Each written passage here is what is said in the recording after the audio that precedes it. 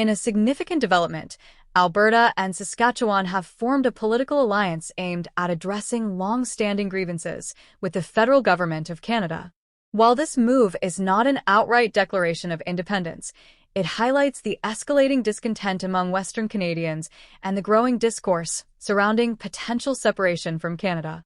The formation of this alliance signals a pivotal turning point, as leaders from both provinces are now actively coordinating efforts to pursue greater autonomy rather than merely issuing vague threats or symbolic gestures. This newfound unity among the provinces suggests that the issues at stake are becoming more pressing and demanding immediate attention. For decades, residents of Alberta and Saskatchewan have voiced deep concerns about perceived marginalization by Ottawa, feeling that their interests are often sidelined in favor of more populous regions.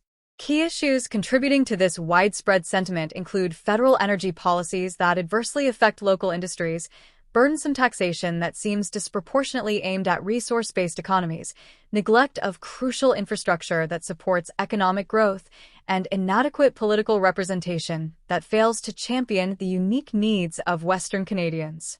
As these grievances have piled up over the years, the sense of alienation among Western Canadians has intensified, fostering calls for increased autonomy. In some circles, the notion of full separation from Canada has shifted from being a fringe idea to a serious political objective that leaders are beginning to openly discuss and strategize around. This burgeoning movement is not emerging in a vacuum. Western alienation has been simmering for years, particularly in the wake of controversial policies like carbon taxes and pipeline blockades, which many believe disproportionately harm resource-rich provinces.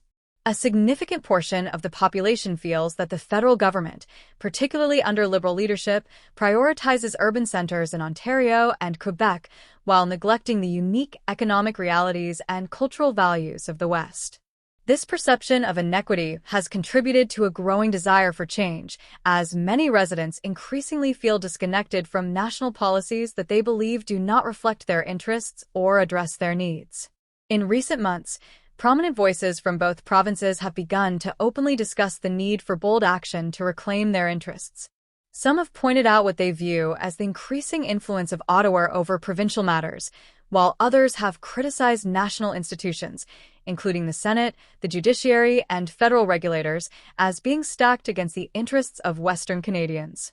This perceived imbalance has led many residents to believe that they are shouldering an unfair share of the economic burden while receiving little in return from the federal government, further fueling their frustration and their calls for greater autonomy. The sense of urgency is palpable, as citizens increasingly demand that their voices be heard in decisions that significantly affect their livelihoods. With the new alliance in place, the message from Alberta and Saskatchewan is unequivocal. The West is no longer willing to be taken for granted. While the specific goals of the alliance are still being defined, preliminary indications suggest a coordinated strategy aimed at pushing for increased constitutional autonomy. This includes demanding provincial control over vital resources, immigration policies that better reflect local needs, and, if necessary, exploring a legal path toward secession. Such aspirations mark a significant shift in the political landscape of Western Canada, signaling a readiness to take serious action in pursuit of their objectives. It is essential to recognize that this movement is not merely a reaction to a single political party or prime minister. It represents deeper systemic issues within Canadian federalism.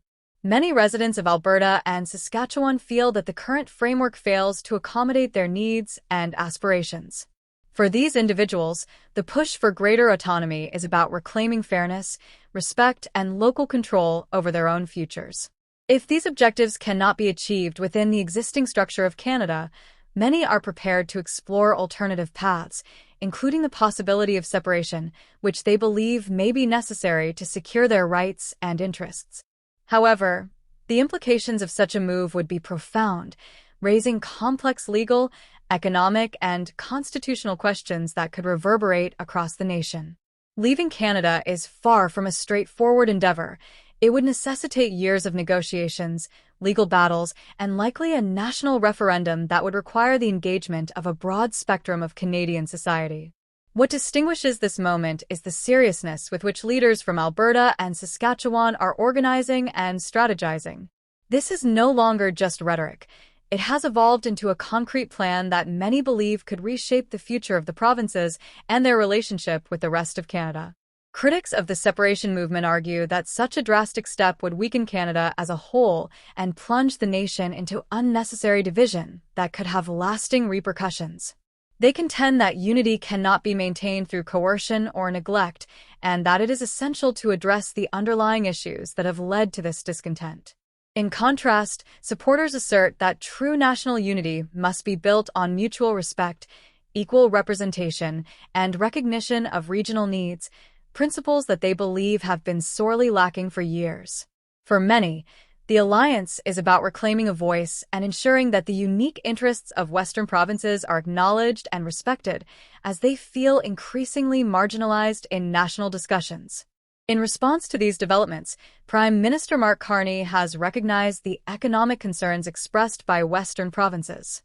In recent meetings with provincial premiers, he proposed accelerating the approval process for major energy and mining projects to stimulate economic growth and reduce reliance on external markets. Carney emphasized the importance of a balanced approach, aiming to support energy exports while also addressing environmental goals. This proposal reflects a desire to mend relationships with the West and indicates that the federal government is aware of the urgency of the situation, even if the solutions proposed may not fully satisfy all stakeholders. Conservative leader Pierre Poilievre has publicly stated his opposition to Alberta's separatist ambitions, but has also acknowledged the legitimacy of Western grievances. He highlighted concerns such as the cancellation of pipeline projects and the imposition of carbon taxes as significant factors contributing to regional frustration. Poilievre advocates for a united Canada that respects the contributions and concerns of all provinces, emphasizing dialogue over division. His position illustrates the complexities of navigating Western discontent within the broader national context, as he seeks to balance support for unity with acknowledgement of regional concerns.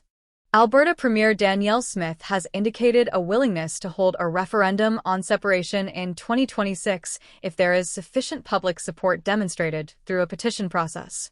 While she personally opposes the idea of separation, Smith underscores the importance of democratic processes and addressing her constituents' concerns. This openness to a referendum illustrates the seriousness with which the alliance is approaching its aspirations for greater autonomy and reflects a commitment to ensuring that the voices of Albertans are heard.